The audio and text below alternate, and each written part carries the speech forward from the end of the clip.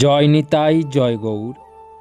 আজ আমি আপনাদের সম্মুখে বৈমী জয়া একাদশী ব্রত মাহাত্ম্য পাঠ করব।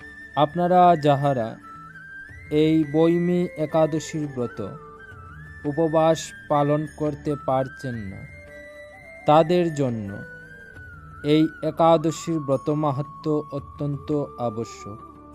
যাহারা ব্রত পালন করছেন তাহারাও যদি একাদশী ব্রত মাহাত্ম্য শ্রবণ না করেন, তাহলে একাদশীর ব্রতের পূর্ণ ফল লাভ হয় না। এবং যাহারা একাদশী ব্রত পালন করতে পারছেন না আজকে কোনো কারণে, তাহাদের জন্য এই একাদশীর ব্রত মাহাত্ম্য একাদশীর দিনে শ্রবণ করলে অনেকটা ফল লাভ হয়।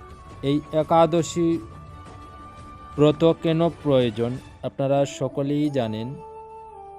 মাসে দুইটি একাদশী রয়েছে, কৃষ্ণপক্ষে একটি এবং শুক্লপক্ষে একটি। একাদশী ভগবান শ্রীহরি শ্রীকৃষ্ণের নামে অর্পণ করা। এই দিন ভগবানের নামে উপবাস করতে হয়। উপবাস আপনারা সকলেই জানেন, উপমানে নিকটে এবং বাস মানে অবস্থান করা, অর্থাৎ ভগবানের নিকটে, ভগবানের শ্রীচরণে অবস্থান করা। তাই ভগবানের কৃপা পেতে হলে এই কলিকালে অবশ্য সকলেরই একাদশী ব্রত পালন করা অত্যন্ত আবশ্যক। আসুন এবার বৈমী বা জয়া একাদশীর ব্রত মাহাত্ম্য শ্রবণ করি। মাঘী শুক্লপক্ষিয়া জয়া একাদশীর ব্রত মাহাত্ম্য ভবিষ্যত্তর পুরাণে যুধিষ্ঠির শ্রীকৃষ্ণ সংবাদ রূপে বর্ণিত আছে। শ্রী গরুড় পুরাণে মাঘ মাসের শুক্লপক্ষিয়া একাদশী তিথিকে বৈমী একাদশী নামে অভিহিত করা হয়েছে। কল্পান্তরে বিভিন্ন পুরাণে বিভিন্ন নাম দেখা যায়। পদ্ম পুরাণ অনুসারে জ্যৈষ্ঠ মাসের শুক্লপক্ষিয়া একাদশীর নামে পাণ্ডবা নির্জলা বা ভীমসেনী বা বৈমী একাদশী। যুধিষ্ঠির বললেন, হে কৃষ্ণ, আপনি কৃপা করে মাঘ মাসের শুক্লপক্ষের একাদশীর সবিশেষ বর্ণনা করুন। শ্রীকৃষ্ণ বললেন, হে মহারাজ, মাঘ মাসের শুক্লপক্ষের একাদশী জয়া নামে প্রসিদ্ধ। এই তিথি সর্বপাপ বিনাশিনী, সর্বশ্রেষ্ঠা, পবিত্রা, সর্বকাম ও মুক্তি প্রদায়িনী। এই ব্রতের ফলে মানুষ কখনোই প্রেতত্ব প্রাপ্তি হয় না। এই একাদশীর নিম্নরূপ উপাখ্যান শোনা যায়। এক সময় স্বর্গলোকে ইন্দ্র রাজত্ব করছিলেন। সেখানে অন্য দেবতারাও বেশ সুখেই ছিলেন।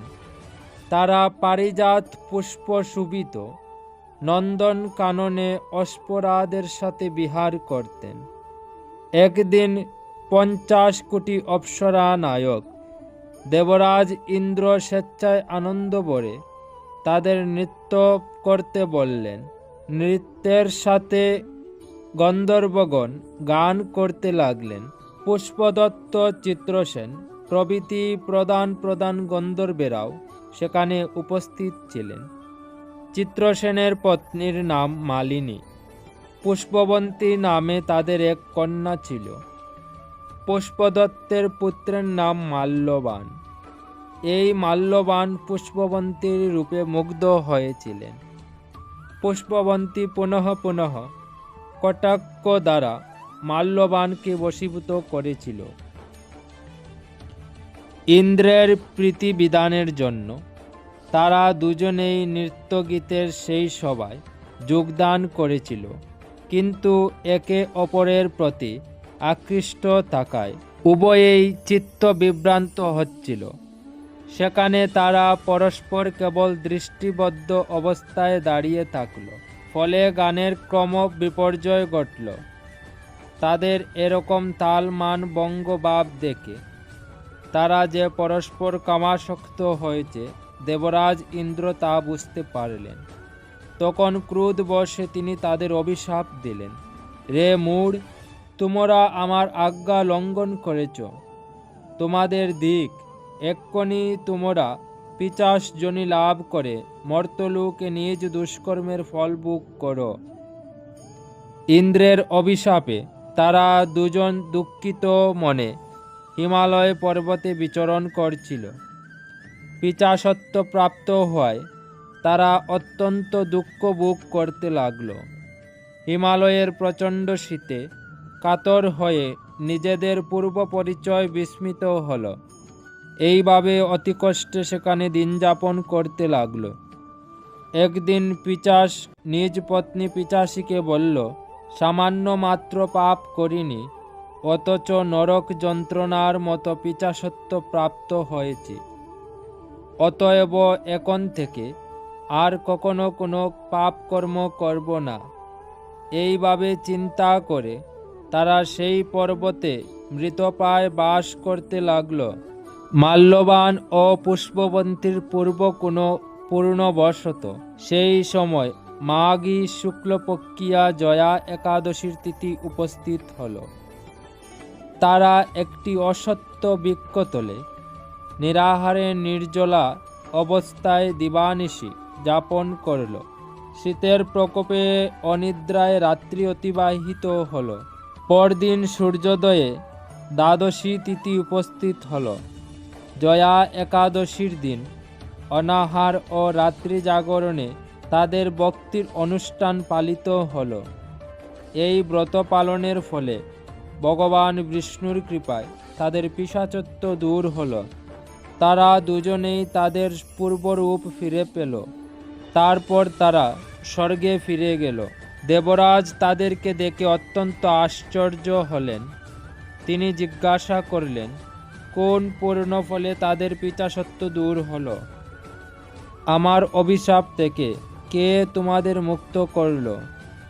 মাল্যবান বললেন, হে প্রভু, ভগবান বাসুদেবের কৃপায় জয়া একাদশী ব্রতের পূর্ণ প্রভাবে আমাদের পিশাচত্ব দূর হয়েছে। তাদের কথা শুনে দেবরাজ ইন্দ্র বললেন, হে মাল্যবান, তোমরা এখন থেকে আবার অমৃত পান করো। একাদশী ব্রতে যারা আসক্ত এবং যারা কৃষ্ণ ভক্তি পরায়ণ তারা আমাদেরও পূজ্য বলে জানবে। এই দেবলোকে তুমি পুষ্পবন্তীর সাথে সুখে বাস করো। হে মহারাজ, এই জয়াব্রত ব্রহ্মা হত্যাজনিত পাপকেও বিনাশ করে। এই ব্রত পালনে সমস্ত প্রকার দানের ফল লাভ হয়। সকল যজ্ঞ ও তীর্থের পূর্ণ ফল এই একাদশীর প্রভাবে আপনা হতেই লাভ হয়। অবশেষে মহানন্দে অনন্তকাল বৈকুণ্ঠ বাস হয়। এই জয়া একাদশীর ব্রতকথা পাঠ ও শ্রবণে অগ্নিষ্টম যজ্ঞের ফল লাভ হয়। আশা করি এই একাদশীর ব্রত শ্রবণ করে আপনাদের উপকৃত হয়েছে। যাহারা কোনো কারণে বা শারীরিক অসুস্থতার কারণে উপবাস রাখতে পারছেন না, তাহারাও যদি ভক্তিভরে এই একাদশীর ব্রতকথা শ্রবণ করেন, ভগবান বিষ্ণু তাদের ভক্তি অবশ্য গ্রহণ করেন এবং পরবর্তীতে বৈকুণ্ঠ ধাম প্রাপ্ত হওয়া যায়। তাই সকলেই একাদশীর ব্রত মাহাত্ম্য শ্রবণ করুন, ভগবানের সান্নিধ্য লাভ করুন, একাদশীর ব্রত উপবাস করুন। এবং যদি এই কথাগুলো আপনার হৃদয় স্পর্শ করে থাকে, তাহলে ভিডিওটিকে একটি লাইক করে ভিডিওটি আপনাদের প্রিয়জনদের সাথে শেয়ার করে এবং আমাদের আরও ভক্তিমূলক ভিডিও বানাতে চ্যানেলটিকে সাবস্ক্রাইব করে আমাদেরকে উৎসাহিত করবেন। জয় শ্রীকৃষ্ণ। রাধে রাধে।